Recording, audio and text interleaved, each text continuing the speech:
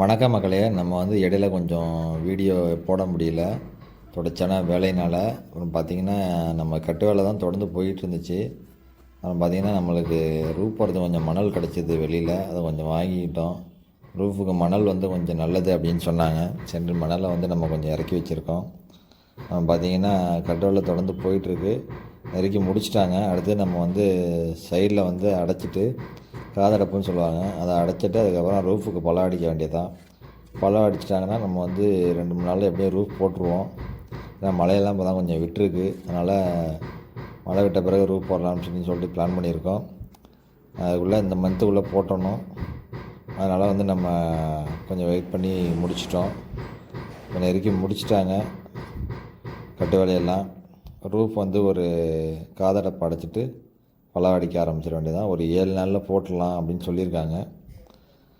அடுத்த வீடியோவில் உங்களுக்கு ரூஃப் எப்படி அடிக்கிறாங்கிறத நான் உங்களுக்கு காட்டுறேன்.